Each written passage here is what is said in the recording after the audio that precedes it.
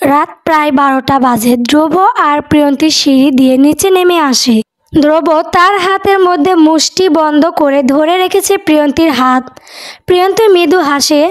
এরপর তার একসাথে সিঁড়ি দিয়ে নিচে নেমে আসে। রান্নাঘরে গিয়ে ফ্রিজ থেকে খাবার গরম করে নিয়ে আসে। ধ্রুব ওয়াশরুম থেকে ফ্রেশ হয়ে হাত মুখ ধুয়ে খাবার টেবিলে বসে।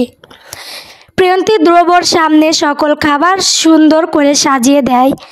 ধ্রুব খাওয়া শুরু করে দেয়। প্রিয়ন্তীর দিকে একবার আর চোখে তাকিয়ে বলে, প্রিয়, তুই রাতের খাবার খেয়েছিস? ধ্রুবর কথা শুনে প্রিয়ন্তী মাথা নাড়ায়। হ্যাঁ, সূচক সম্পত্তি দেয় যে সে খাবার খেয়েছে। ধ্রুব আর কথা বাড়ায় না, খাবার খাওয়া শুরু করে দেয়। অপরদিকে প্রিয়ন্তীর প্রচুর ক্ষুধা লাগছে। পড়াশোনার চাপ আর সারাদিনের ক্লান্তির কারণে রাতের খাবার তার খাওয়া হয় নাই। এখন ধ্রুবর সামনে লজ্জার কারণে ক্ষুধার কথা বলতে পারছে না। ধ্রুব খাবার খাচ্ছে আর মিট মিট করে হাসছে। প্রিয়ন্তী যে না খেয়ে আসে তা ধ্রুব জানে। প্রায় 5-10 মিনিট পর ধ্রুব খাবার খাওয়া শেষ হয়। যদিও তার থালায় এখনও অর্ধেক খাবার অবশিষ্ট রয়েছে। ধ্রুব বলে, প্রিয়, আমার আর ক্ষুধা নেই। এত খাবার কি একা খাওয়া যায়? সারাদিন কাজ করে আমি অনেক টায়ার্ড। রুমে গিয়ে ঘুম দিব এখন। তুই বরং বাকি খাবার ফ্রিজে তুলে রাখ। আর যদি তোর খিদে লাগে তাহলে খেয়ে নে। ধ্রুব খাবার খাওয়া শেষ করে সিঁড়ি দিয়ে রুমে চলে যায়। প্রিয়ন্তীর থালায় অবশিষ্ট খাবার দেখে খুশি হয়ে যায়। এরপর তাড়াতাড়ি টেবিলে বসে খাওয়া শুরু করে দেয়। রাতে যদি খাবার না খেয়ে তার পড়াশোনা মুখস্থ হয় না। এরপর খাওয়া দাওয়া শেষ করে সমস্ত থালা বাসন ধুতো করে রান্নাঘরে থেকে বের হয়ে যায়। চিলকোঠর রুমে গিয়ে পড়াশোনার মনোযোগ দেয় প্রিয়ন্তী। কাল তার ইংরেজি পরীক্ষা রয়েছে, যার সম্পূর্ণ প্রস্তুতি নেয় সে। সকাল 9টা, সারা রাত বন্ধুদের সাথে আড্ডা দিয়ে ফজরের আজানের সময় বাড়ি ফিরে প্রান্তিক। সকাল 9টা বাজে, কিন্তু এখনও তার ঘুম থেকে ওঠার খবর নাই। প্রান্তিকের মা রোকসানা বেগম তার দরজায় অনবরত কড়া নেড়ে যাচ্ছে, কিন্তু প্রান্তিক ঘুম থেকে উঠে না। রোকসানা বেগম এবার বিরক্তি হয়ে জোরে জোরে তার নাম ধরে ডাকে, প্রান্তিক, ঘুম থেকে উঠো। প্রান্তিক। দরজায় কড়া নাড়ার শব্দ আর মায়ের এমন কণ্ঠ শুনে প্রান্তিকের ঘুম ভেঙে যায়। বিরক্ত হয়ে চোখ মুখ কুঁচকে চোখ খুলে তাকায়। ঘড়ির দিকে তাকিয়ে দেখে সকাল 9টা বাজে। মায়ের এত সময় ধরে ডাকার কারণ এখন সে বুঝতে পারে, কারণ আজ সকাল 11টার সময় তার চাকরির ইন্টারভিউ রয়েছে। প্রান্তিক বলে, আম্মু, তুমি খাবার রেডি করো, আমি ফ্রেশ হয়ে আসছি। প্রায় 5 মিনিট পর ওয়াশরুম থেকে ফ্রেশ হয়ে বের হয় প্রান্তিক। কাবার্ড থেকে জামা কাপড় বের করে পরে নেয়। এরপর রুম থেকে বের হয়ে যায় খাবার খাওয়ার উদ্দেশ্যে। রোকসানা বেগম খাবার বেড়ে দেন। প্রান্তিক অফিসে যাওয়ার জন্য রেডি হয়ে আসে। আর রাইমা হাসপাতালে যাওয়ার জন্য। রাইমা প্রান্তিকের বোন, যার বয়স এখন 21 বছর, হাসপাতালে নার্সের চাকরি করে। প্রান্তিক টেবিলে বসে রোকসানা বেগম খাবার রেডি করে দেয় তার সামনে। রোকসানা বেগম বলে, রাইমা, তোমার আর প্রান্তিকের খাওয়া শেষ হলে থালা বাসন সব সাজিয়ে রান্নাঘরে রেখে দিবে। আমি একটু তোমার মামার বাসায় যাব। আম্মু, হঠাৎ এত সকালে মামার বাসায় যাবে কেন? দাদু বা বাড়ির অন্য সদস্য কেউ কি অসুস্থ? আরে না, ওই বাড়ির কেউ অসুস্থ নয়। ধ্রুব বিয়ে ঠিক হয়েছে, পাত্রী দেখতে যেতে হবে। মায়ের মুখে ধ্রুবর বিয়ের কথা শুনে প্রান্তিক অবাক হয়ে যায়। প্রিয়ন্তী ধ্রুবর বউ। কাজী অফিসে গিয়ে 3 বার কবুল বলে বিয়ে করেছে ধ্রুব প্রিয়ন্তীকে, আর প্রান্তিক তার সাক্ষী।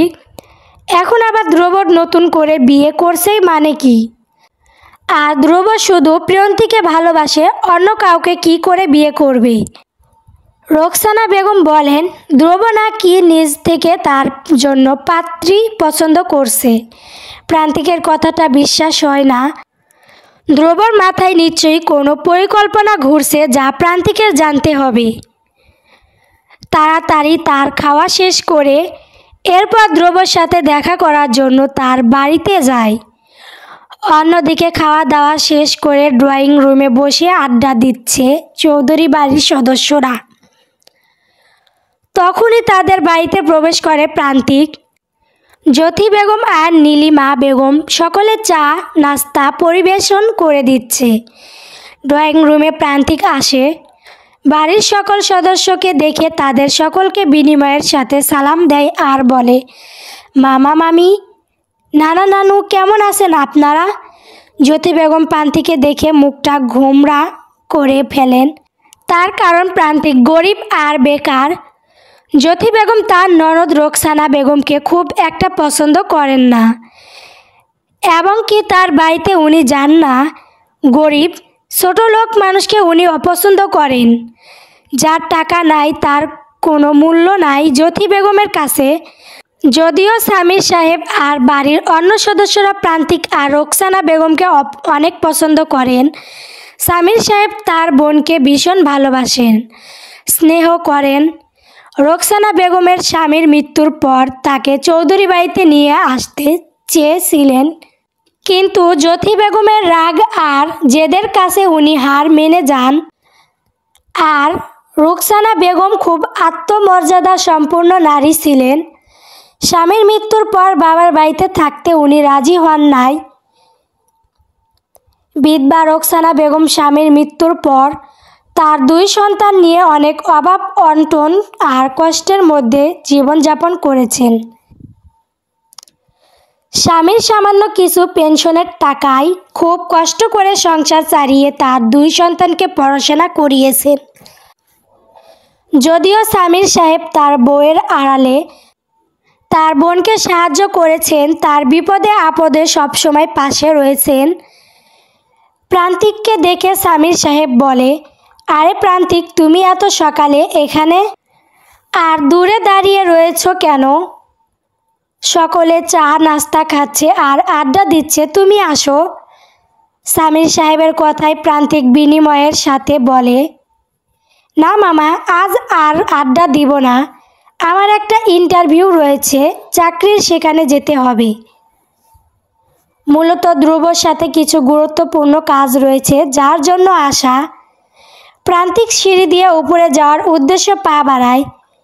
তখন জ্যোতি বেগম তাকে লক্ষ্য করে বলে ওঠে, প্রান্তিক, আজ অবধি অনেক জায়গায় চাকরির ইন্টারভিউ দিলে, কিন্তু কোথাও চাকরি আর দেখলাম না। সারা জীবন কি বাপের পয়সায় চলার চিন্তা ভাবনা করে রেখেছ নাকি? জ্যোতি বেগমের কথায় প্রান্তিক শুনতে পায়। সিঁড়ি বেয়ে উপরে ওঠা পা থামিয়ে দেয়। এরপর শয়তানি হাসি দিয়ে বলে, মামি, কিছু রাক্ষস মহিলার অভ্যাস আছে সবসময় অন্যের ঘাড়ে উঠে রক্ত চুষে খাওয়া। আমি তো তাও বাপের পয়সায় খাই। প্রান্তিক কথাটা বলে রুম সিঁড়ি দিয়ে উপরে চলে যায়। জ্যোতি বেগম রাগে দাঁত কটমট করতে থাকে। পাশে থাকা সামির সাহেব মুচকি হাসে। এই পৃথিবীতে একমাত্র প্রান্তিকের সাহস রয়েছে জ্যোতি বেগমকে রাক্ষস বলার। প্রান্তিক সিঁড়ি দিয়ে উঠে, তখনই তার সাথে দেখা হয় মেহুলের। মেহুল হঠাৎ করে এত সকাল প্রান্তিককে দেখে অবাক হয়ে বলে, প্রান্তিক ভাই, আপনি এত সকালে এখানে? ধ্রুবর সাথে দেখা করতে এসেছি। মেহুল প্রান্তিকের দিকে খেয়াল করে তাকিয়ে দেখে তার পরনে শর্ট কোট। মেহুল আগ্রহ নিয়ে জিজ্ঞেস করে, প্রান্তিক ভাই, এত সকালে রেডি হয়ে কোথায় যাচ্ছেন? আজও কি চাকরির ইন্টারভিউ আছে আপনার? যতদিন চাকরি না হয় ততদিন ইন্টারভিউ দিতে হবেই। চাকরি কবে হবে আপনার? আর কত ইন্টারভিউ দিবেন? মেহুল, চাকরির জন্য শুধু মেধা থাকলে হয় না, টাকা দরকার হয়। বর্তমানে বাংলাদেশে যাদের বাপ চাচার টাকা নাই তাদের এতিম না, বরং বেকার বলে চলবে।